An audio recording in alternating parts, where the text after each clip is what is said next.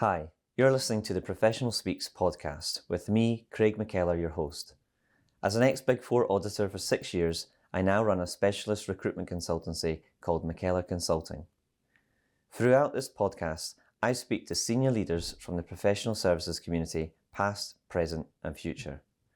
These leaders work in accounting and finance, audit, tax, corporate finance, consulting, legal and investments.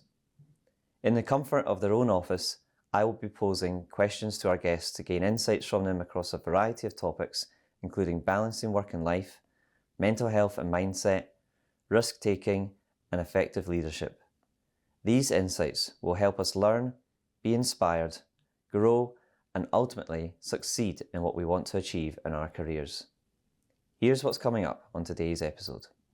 So managing the messaging of that, but then having to have the one-to-one conversations to tell these people that they needed to take unpaid time off, it was going to be difficult. So the one thing I decided to do was, I've always had this mantra of I can't ask people to do something that I'm not prepared to do myself. So I decided I'll go first. So day one of the Flexible Futures programme, I took the first block off. So I was off for 3 weeks unpaid. But what I did during that period of time was I was able to then schedule how I would manage everyone else's time off and the cost. So, we scheduled it out and we were able to meet the budget. But I felt if I was first to go and take the time off and take the unpaid leave point, then it was easier for everyone else. In this episode, I am joined by Ross Stupart, who is Regional Managing Partner for Scotland and Northern Ireland and Regional Head of Tax at RSM, a global audit, tax and consulting professional services firm. Topics discussed include what his steepest learning curves have been, when he was set targets to achieve and what targets he set himself, and what skills the senior tax leaders of tomorrow should have. Ross, for listeners and viewers watching this and who don't know you, you are Regional Managing Partner for Scotland and Northern Ireland, also Regional Managing Partner for Tax at RSM, which is a global audit, tax and consulting professional services firm, which I'm sure many people have heard of, but if they haven't, that's who you are, that's what you do. So thanks very much for coming on. Oh, pleasure, Craig, pleasure. I always like to start with finding out a bit more about the guest. So, anything you want to say around your upbringing, your background, current day, family life, things like that. Be great to hear. Sure. Okay, well, I'll just give it a little bit of background then. Grew up in Midlothian, schooled in Dalkeith, St David's High School, St David's Primary prior to that. Had a deep passion for football. So worked really hard at school, but that was really just to buy the rights to be at practice and training and playing football matches all the time. Played with Dundee United as a youth for a number of years before I went to university and played football with the University of Edinburgh whilst I was studying my law and accounting degree. And that's what ultimately led me on to studying chartered accountancy and the career that I'm in to date. Family life wise, married to a Irish lass from Dublin, and three daughters, so I'm significantly outnumbered in my house. But again, three very sporty daughters. One's represented Scotland in gymnastics, and one represented Scotland and Great Britain at basketball. So I think it's safe to assume that that my evening role is very much unpaid Uber driver. Yeah. Throughout the week. So yeah. Bit of sporting genes there. Sporting genes, yeah, absolutely. And then sport has been something I suppose that I was comfortable with when I was young. I think it gave me a work ethic, a discipline that passed through into my studies. So when we had kids ourselves, we were always keen to get them into sport. Gives them something to kind of really burn their energy on, provides a great platform for learning discipline and structure and creativity and playing as teams. We've all been involved in team or individual sports, so it served me well, and hopefully it'll serve them well too. Yeah, sure it will. Yeah. And introduce you to start and what you do at RSM. So managing partner for Scotland and Northern Ireland. Can you tell us a bit more about what that entails? Sure. So I suppose first things first, I still have a role with clients, so still work with a lot of clients on the day job, doing some tax projects, because despite being in leadership roles, still love tax and still love advising clients. So part of my role, part of my day job will be still very much working on client relationships, client projects. But then the leadership role as the regional managing partner for the Scotland Northern Ireland region, my remit then is to very much understand what is it our clients need, what does the Scotland Northern Ireland business ecosystem need from a advisory perspective, and then ensure, working with our different service line leaders across our audit, our tax and our consulting teams, that we are fully equipped in terms of the people, skills, capacity to be able to serve our client base. And ultimately what I've got to do is bring all the constituent parts of our business together, make sure that they're working collaboratively, seamlessly, efficiently for the benefit of our clients, and we don't get into kind of service line silos, which is not what our clients want and expect from a firm of our scale and capability. Yeah. So how many people are across the region then? That Scotland and Northern Ireland, quite a lot. Yes. So you were over in the region, we're probably over 300, approaching 350. Yeah. Probably low 300s in terms of technical, clients facing kind of fee earning teams, ranging from graduate all the way through to partner, and then we'll have, infrastructure people on top of that. There's really important people that help make the business tick. Yeah. No, what I love about professional services is there's so many people, different service lines, different ages. You can learn so much, from working with each other. And I guess, coming onto your career, I believe a lot of it has been in professional services. Are you able to just give us a bit more? Sure. So, like I said, when I came out of law degree and at Edinburgh Uni, I'd grown up in and around Edinburgh, so I looked to do my CA training elsewhere. So I had the experience of living away and not living off home cooked meals all my life, a bit of independence I suppose. So I moved to Leeds to train with Grant Thornton as a CA graduate, but within their tax department. So I've never done, whilst I was a CA trainee, I've never trained in audit. It's always been tax, and that was a conscious decision. For me, when I applied for roles, I'd limited myself to the roles I could apply for at the time. This is back in 1999. So, I know I don't look that old. But, yeah. So back in 1999, the number of firms that were training directly in tax were probably a lot fewer than there are now. But I had this passion for studying tax. It came from doing the law and accounting degree. So went to Leeds, trained with Grant Thornton. I came out of my training programme dual qualified CA and CTA, so two really prestigious, globally known qualifications, which I knew was going to stand me in good stead long term. And I then got the opportunity to do a international secondment with Grant Thornton, so I went to Melbourne and worked in Melbourne for, we did 6-7 months secondment, and then got the chance to travel a little bit before coming home. And then it was coming home that, I then maybe almost 2 years post-qualified, really decided I needed to, settle down, focus on areas of where I thought I could grow and evolve, and that's what I did, initially with GT, but moved to KPMG in 2005. And I spent, 2 spells with KPMG, both in Leeds and in Edinburgh, just learning what the business is all about, learning tax at an increasing layer of depth.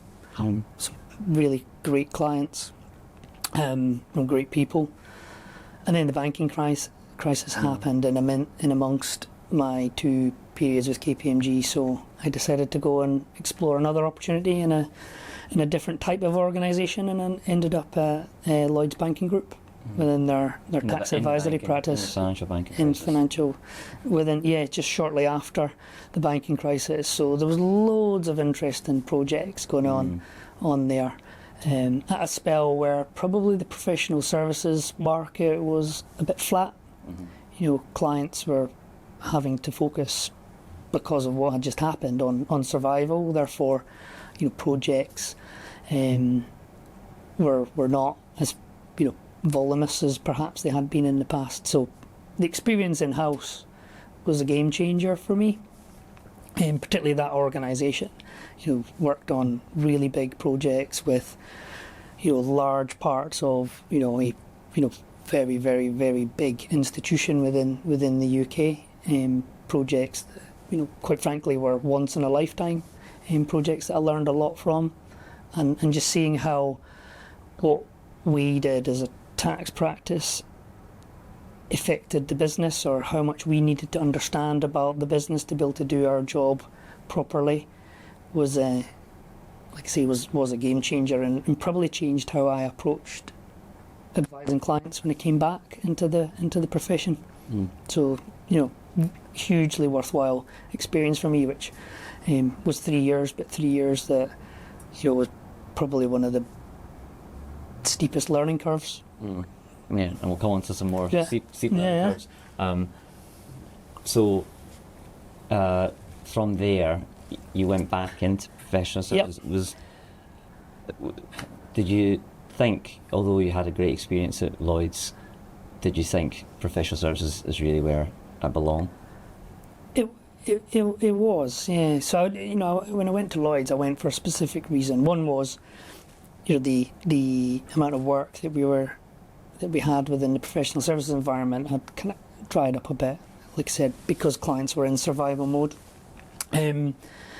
So if I wanted to keep learning and developing and evolving at what was quite an important time of my career, I was, late 20s, early 30s, associate director. So it was a critical part of my career development. So I didn't want to kind of be, stand still. So this was a fabulous opportunity to ensure that I was able to gain new skills, learn new things. But I always knew that when I went, that I loved the variety of working with different businesses and entrepreneurs that run businesses and have built businesses, and just that variety within professional services of you do not know what's going to happen that day when you walk in the office in the morning. That's what excites me, and I knew that was always going to excite me, and therefore I took that experience for what it was, and it was gave me some great exposure to things I would not have gotten at the time had I stayed within professional services. But at the time when I left 3 years after, the time was right for me to get back in, to make sure that my skill set within professional services didn't start to stagnate or become irrelevant to the client base. So I just had to time the move correctly again. Yeah, I mean, that's a conversation I have a lot of the time, is if a professional services leader is open to somebody who was in professional services, gone into industry, there's always that question of how long have they been there, what have they been doing, to figure out, do they have what's required at let's say an AD or director level back in professional services, because it's very client service focused, isn't it, when you come in, and very commercial types of roles. So it's important for people maybe listening to this who are in the industry, think about it, to always kind of just be thinking about the timeline and where, depending on where they want their career to be, in the future. So after Lloyd's, back into KPMG for a bit, and then I moved to RSM. Yeah. So kind of how did that all come about? Yeah, so I joined RSM nearly 9 years ago, 2017. Like I said, I'd gone back to KPMG from Lloyd's. KPMG were looking to focus much more on kind of private capital market at the time, and that was an area where I kind of felt that I really enjoyed. It's a real honour working with businesses and entrepreneurs who have put a lot of their blood, sweat and tears into building something pretty fantastic, and building a relationship with them where they trust you're part of their circle of trust, in supporting them on the next phase of their kind of entrepreneurial journey or the corporate business's journey. So I knew that is what I wanted to do, and I was asked to come back to KPMG to be part of the team that they were building and to do that. And that went well for a while, but I guess business strategies change, and I suppose their strategy might have changed a little bit. And at the same time, I was approached about the role at RSM, and RSM had a few tax partners there. At the time, we were just down the road at Edinburgh Quay too, but they were looking to start their succession planning. So we had a bunch of partners who were probably approaching retirement runway, and they were looking to start that succession journey. And I went along, did a few interviews, felt like I met pretty much everyone in the firm, making sure that that'll be their due diligence on me. And it just felt like I would be joining a firm at this, what felt to me, in our local market, at potentially the start of something that could be really quite special. We had fabulous international brand, we had some great people, we had a growing reputation, and we had a really exciting market in Scotland in particular at the time. And I just thought, I could come here. I've had a great grounding from all the different roles I've had to date. I've had some great experience on lots of really interesting projects, and I just had to back myself that I had the ability to go and build relationships with new people out there in the marketplace, and build a client base. And I joined with a bunch of young partners who were also part of the succession plan, and we almost immediately gelled, and it meant that we went out there and had a great time building a client roster that's really quite great. Yeah, I think for the right personalities, those roles are fantastic. Yeah. And even more so when you've got others alongside you to go to market with. Did that knowledge help that you'd be going to do something that you would enjoy, but there are others kind of coming in at the same time to go and grow the firm's reputation? And yeah, well, I think it's one of those things where you can be confident in your own skills and ability, but you can't do it all yourself, right? So you're only as good as the kind of weakest link in the team, aren't you? And what was great about the team I was joining was there wasn't any weak links. We had some fabulous people. We had,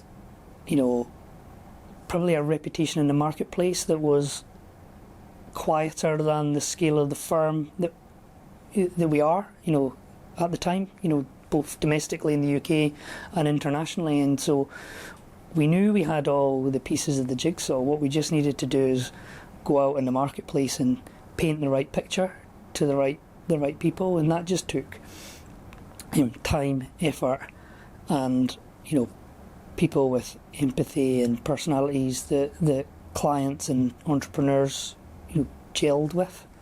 Yeah, no, that's understandable. And you are coming at from a tax angle, so all these roles you've had, it's all been tax. What number one skill or top three skills, maybe more than that, would you say a top tax advisor should have? So if you ask any member of my team what word do I use or bang on about the most, and it's always curiosity. I think that's a skill as an advisor generally, but particularly a tax advisor you need to have in an abundance. So not taking things at face value, having the curiosity to dig a little deeper, allows you to get to the real problem, the real challenge that a client's facing, rather than how many times have you been in a conversation with your clients, Craig, where the ask isn't necessarily the final ask that you leave the meeting with, because you've had the curiosity to really try and understand the real crux and root cause of the challenge or the opportunity. So having the suppose the empathy, the interest, the curiosity to ask questions, probe a little deeper, and actively listen to your clients means that if you have that, you will become a strong advisor. There's a really good reason why we have 2 ears in one mouth. Being able to listen to what the client's got to say, but set them on the way where they're free and trust you to talk.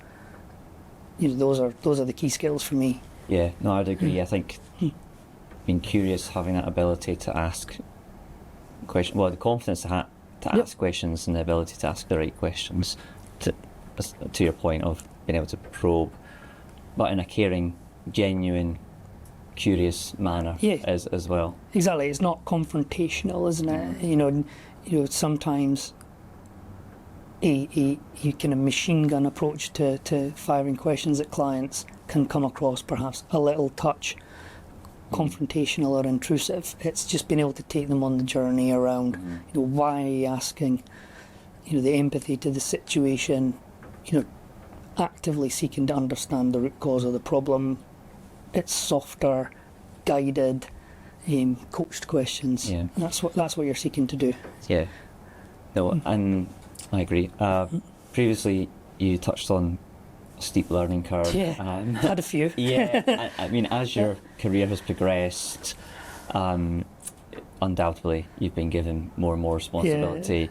Partner, here's, I'm throwing figures out here, 50 people, managing partner, here's 300 people. You just mentioned at the start that there's roughly 300 people between Scotland and Northern Ireland. So,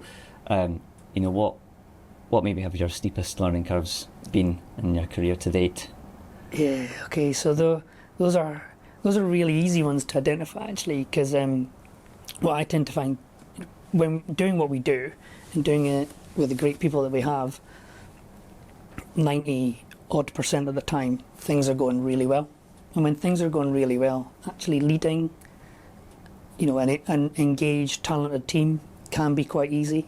You've just got to point them in the right direction, make sure they're equipped with all the right tools to be able to go and do the job that they want to do to the best of their ability. I think the steep learning curves come when things aren't going so well, I've found in my career to date. So, two particular circumstances spring to mind straight away. One was, immediately post banking crash.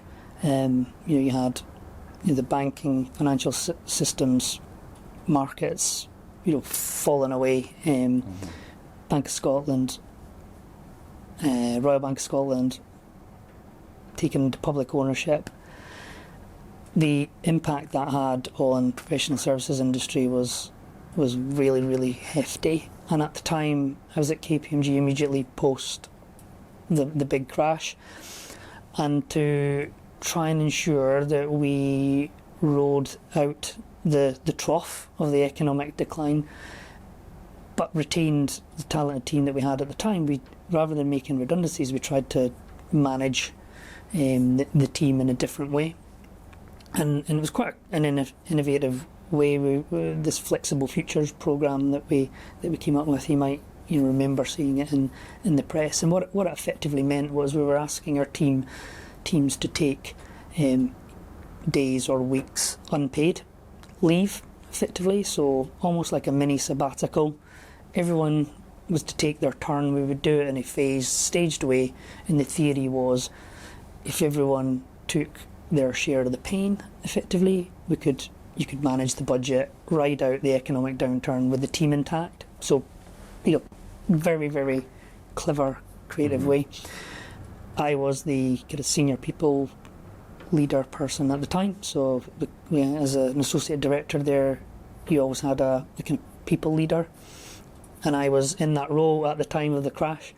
And so what I had to do was manage this program, and I had to decide who was taking the time off, when, how long, and communicate all this to them, sort out the paperwork, sort out the scheduling to ensure that we had enough people to keep the business running, but we had managed the cost to a sufficient extent to achieve the kind of cost objectives.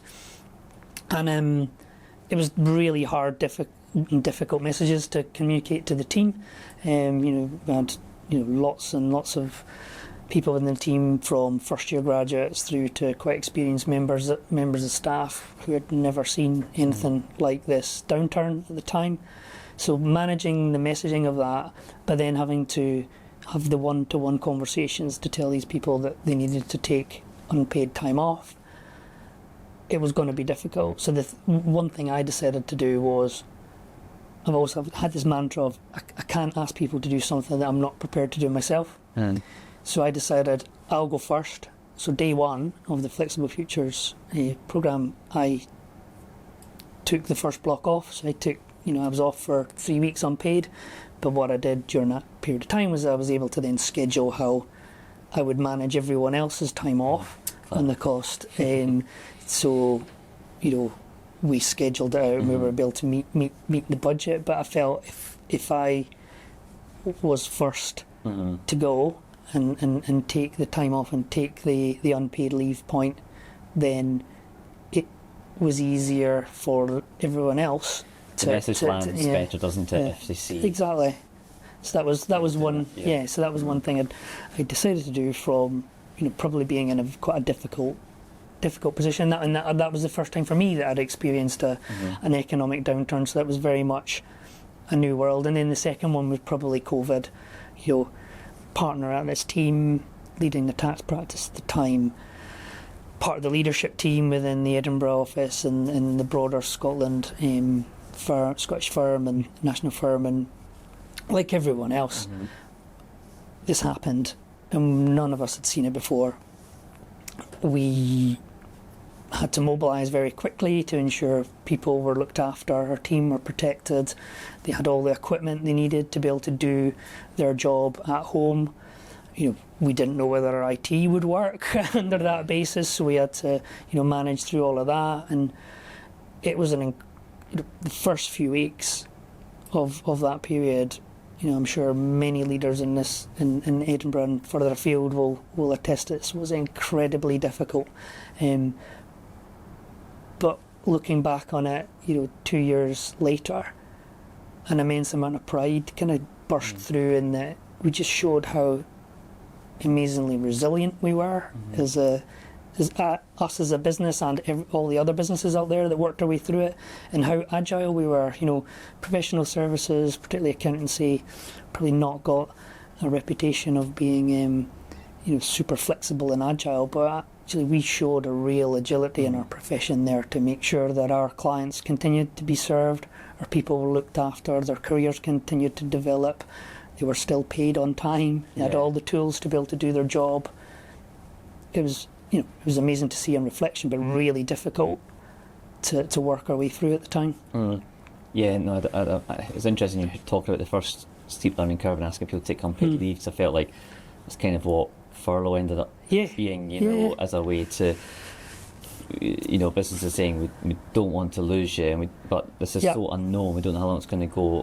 To have a job, we need to cut costs, but we want you, so we need to manage this effectively. So it's really interesting hearing you say that from the first time. So those steep learning curves, both interestingly, are around managing people. But not just like I had started off saying, being like responsible for a set number of people. It's actually, you've gone into more granular detail around managing people in hard times. When and like you say, that's the time. It's the steepest learning curve when things are difficult. Did you? I didn't say I was going to ask about this, but did you have other, I guess, peers, senior leaders, whether it was in professional services or other businesses, who you kind of talked about what maybe they're doing, and you don't have to go into too much detail, but just did that help?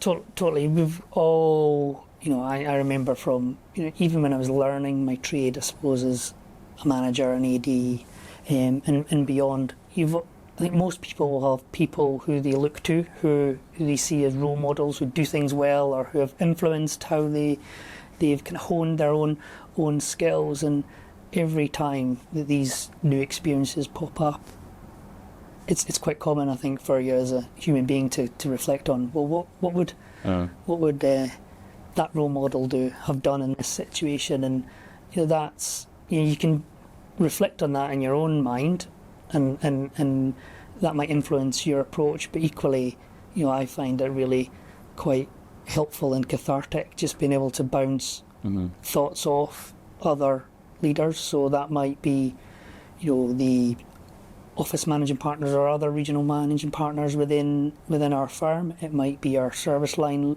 heads who also have, or other partners who have leadership roles, right through to, there's just people that I've come across in my career who have been role models to me, where just a little phone call or a chat over a coffee, really, I suppose either gives you validation of where you're going and the direction that you're taking, and helps you feel that you're doing the right things for the right reasons, or now and again gives you the kick up the backside that you might need to get over yourself and keep doing what you're doing.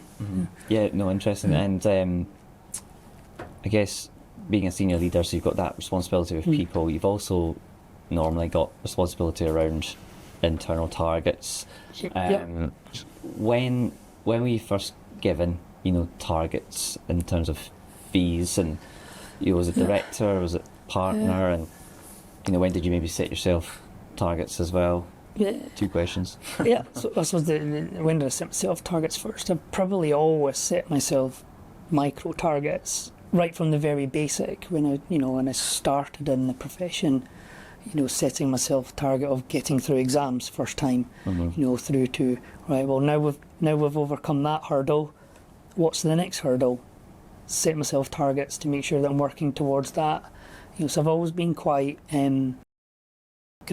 disciplined in trying to map out where do I want to be next, what do I see as the next phase of my journey, and setting myself a plan and some targets to make sure I do the best that I can to get there.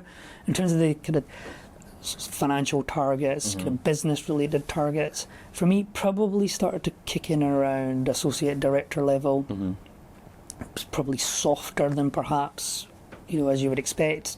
Partners, directors start to have. And those were very much around client retention, client advocacy. So good quality client reviews. Making sure we always, from an AD, started to have targets around making sure that we got client feedback, making sure we retained our clients year on year, and then making sure that we were winning more work from those clients, because if you were winning more projects from those clients, it suggests that you're serving them well, right? So it wasn't all about, it wasn't all revenue focused like these, perhaps, or these targets are perhaps considered. They're achieving more revenue is quite often a good sign of actually serving the clients better, because you've had those curious, insightful, probing conversations, and you've actually discovered that there's a challenge they have, and you've got a skill set within your team that can meet and help them overcome that challenge. That's a sign of good client service, good client relationships. I think sometimes people can find that a challenge to, let's say, unlock further growth in terms of revenue, fees from their current clients through, well, I was going to say social skills, commercial awareness, but just like you said, well, servicing your clients in the right way. Do you see are those kind of undoubtedly key skills that individuals must have to be able to progress into these senior leadership roles? I suppose yes and no, right? A business of our size and scale, we've got all sorts of roles for all sorts of different people, and I think that's the beauty of a business like us and a lot of our competitors, are that we don't want everyone to be the same. We wouldn't be as agile, flexible, if we didn't have that diverse range of skills, and therefore we wouldn't be as powerful in front of our clients if everyone was the same. So That being said, primarily, the reason that we're successful is because we can build relationships with clients and understand their challenges and gain an understanding, a commercial awareness of their business, the industry they work in, and then the key is then being able to engage in a conversation and with a degree of understanding around that. So those are absolutely key skills that I'd say a large proportion of our team will have and need to have, because ultimately they are, most of their time is spent client facing. That being said, we've got quite a lot of real deep technical specialists in areas that just our clients need, and what we need of them, because they could very well be quite scarce resources, is we just need them to be absolutely phenomenal at the deep subject matter expertise area that they've come to the business with. And if we were to push them out of the street and say, go and win some work, actually we wouldn't be using them to the best of their ability. We've got people that can do that. We need this type of resource to just focus on what they're phenomenally good at. So I don't think being, not having that desire to build client relationships is necessarily would prohibit you from succeeding in a firm like ours. It would just mean you would have a different role, and we're completely on board with that. I guess I completely understand that, and it's not a surprise at all. And I think anyone listening would expect there to be that diversity in offering towards clients. For those that are client facing and are tasked, or if they want to progress in their career, they will be tasked with bringing in new business. Would you say, for those roles, those skills absolutely are important, but it's not rocket science in the sense it's just going back to again what you said at the start about just being curious with your clients so that you can service them well. Everything about their business. You can match up the dots. You can match it with what's going on in the economy on a macroeconomic level as well, and therefore just really help that client. It's I think one of the things I've found being a kind of a people manager for some of our younger team coming through the ranks is there's perhaps a risk of overthinking what business development, for example, is. And actually what it is if you understand what your business does and what your colleagues do, and then you spend time with your clients understanding what's challenging them or the opportunities that are in front of them in their marketplace, then all you need to do is connect the dots. So it's if you spend the time and in conversing, engaging with your colleagues and understanding your business, plus open your ears when you're speaking to clients and keep asking those questions, then it's just it's like matching pairs, right? And it's no more complicated than that. Yeah, no good. Well, I'm sure that'll be encouraging to a lot of people listening. It's been a really interesting chat. So Eva, thanks for coming on. But I do like to end with a couple of questions. And this way inclined myself, just with goals. So I like to ask, and not everyone is the same, but I like to ask if for the next 12 months you maybe have some personal or professional goals yourself. Sure. So I guess professional goals. I'm 1 year in now to the regional managing partner role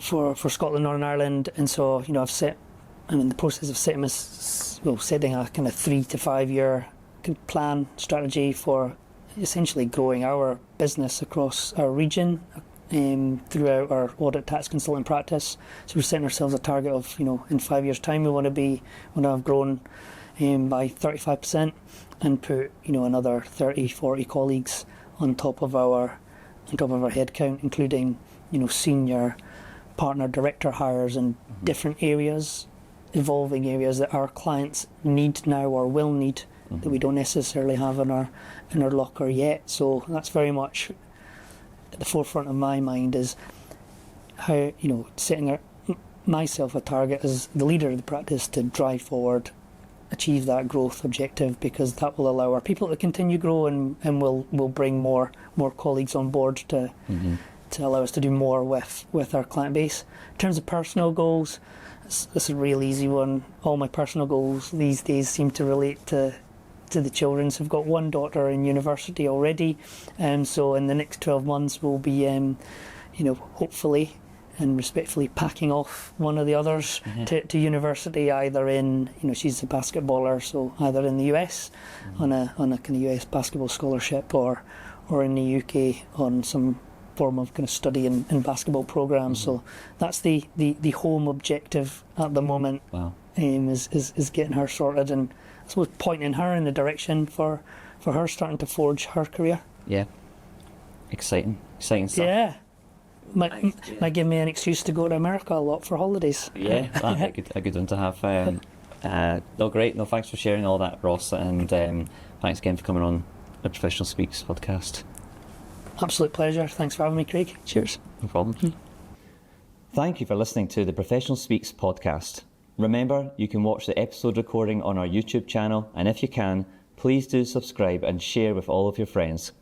The more people who listen to this, the more guests we can have, so that you can learn, be inspired, grow, and ultimately succeed in what you want to achieve in your career. Please also visit our website at www.mckellarconsulting.co.uk and feel free to contact me if you have any feedback on this episode or would like to chat about your career. I'd love to hear from you. This podcast was produced by Springwood Studio Productions.